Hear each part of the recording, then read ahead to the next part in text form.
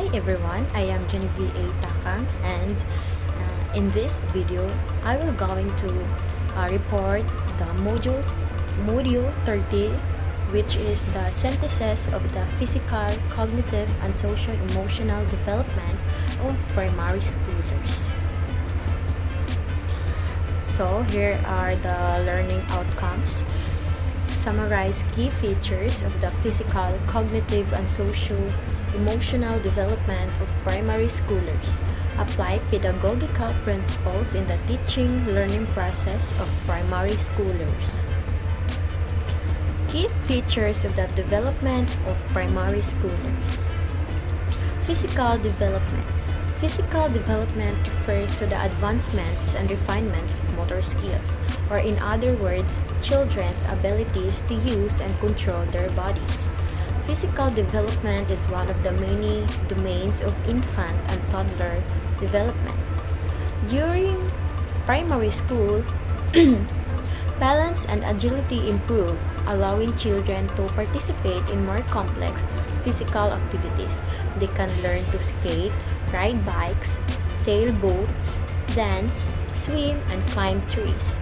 Primary school kids also develop the ability to hop on one foot, a skill not seen in preschool children.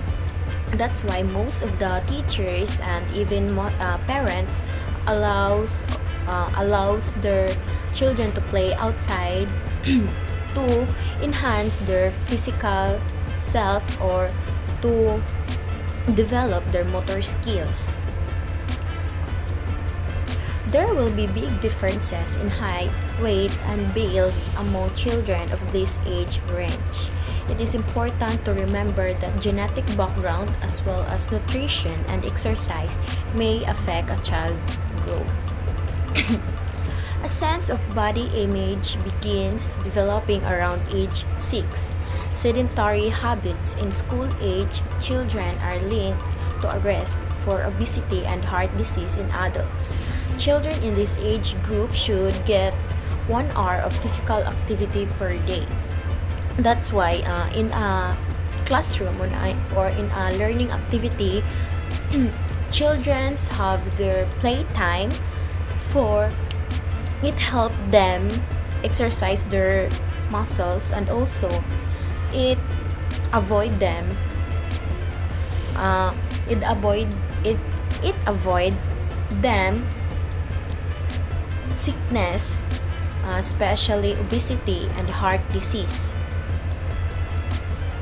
There are also be a big difference in the age and at which children begin to develop secondary sexual characteristics. So for girls, they include breast development, underarm and pubic hair growth. So for girls,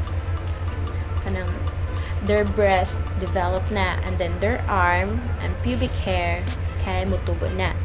For boys, they include growth of underarm, chest, and pubic hair, also growth of testicles and penis. So, ang kalainan lang sa lalaki is ilahang shoulder is more broad na, and then ilahang sa chest, yes, medyo mo manly, and then especially ilahang pubic hair side. Also, their voice started to get kanang deep. So, cognitive development. What is cognitive development? Cognitive development is a field of study in neuroscience and psychology focusing on a child's development in terms of information processing, conceptual resources, perceptual skill, language learning, and other aspects of the developed adult brain and cognitive psychology. They begin to develop a sense of self-confidence and mastery of their learning. They are learning to read and write and can sound out simple words. They begin to reason and argue. They can perform simple addition and subtraction. So, sa cognitive development, ang child is kabalo na siya mo process ng mga information, kabalo na siya mo rason. Ayon na kay siya mo tabi daghan na siyang kanang aware na siya sa mga butang-butang, and even kabalo na siya mo add and mo subtract. So what is socio-emotional development? Social emotional development represents a specific domain of child development. It is a gradual, integrative process through which children acquire the capacity to understand, experience, express, and manage emotions, and to develop meaningful relationships with others. So, sa socio-emotional development, mo ang development na ang child maka-start na siya og kanang feel og something nga emotions like kanang sad na siya, ay makabalo na siya nga sad na siya, makabalo siya nga happy siya, and even kabalo siya nga nasuko siya through experience nila siguro sa parents ba nila or sa ilahang surroundings, and ma-express na nila ilahang emotions. Some examples of this are recognizing if someone is sad. Yes, maka-recognize na sila if sad ba ang sa kataw or di, and asking if they are okay. Expressing yourself with your friends in a different way than with your parents. So, ilahang trato sa ilahang mga parents is different sa ilahang trato sa ilahang friends. Understanding your thoughts and feelings and being able to relate to others. Children have very emotional heart. Some of them they keep on asking someone what happened, and they won't stop asking them if they won't receive a great response, especially to their mother. So here are the pedagogical principles as applied to primary schoolers' learning and development. The 14 pedagogical was divided into those referring to cognitive and metacognitive, motivational and affective, developmental and social, individual difference factor. So, how is this principle applied in the teaching learning process of the primary schoolers? For the cognitive and metacognitive, the teaching and support of metacognitive skills in the classroom not only allows learners to learn more effectively, but it also improves cognition in all students at all levels of ability. It allows them to become aware of their own thinking and to become proficient in choosing appropriate thinking strategies for the different learning tasks. And for the motivational and effective, the effective motivational aspects include emotions related to a specific situation or interest, and motivation related to a task or subject matter.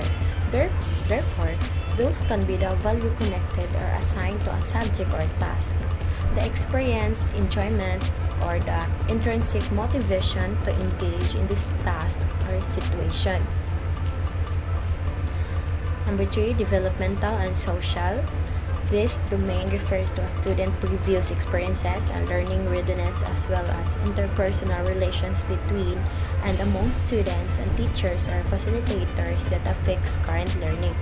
So, developmental social from the word social, it is the relations between students or many people at teachers or facilitators, or in short, it is the relations among other people. For the last one, the individual difference factors. Individual differences are found in all psychological characteristics, physical, mental abilities, knowledge, habit, personality, and character traits. Perhaps the first task for every teacher in a class should be to know and study individual differences among his pupils. So teachers must observe their children or pupils so that they can adjust themselves, or they can approach them, help them regarding their developmental, and even especially to maintain the equality of all the pupils. So that is all about the Module 30. Thank you for listening.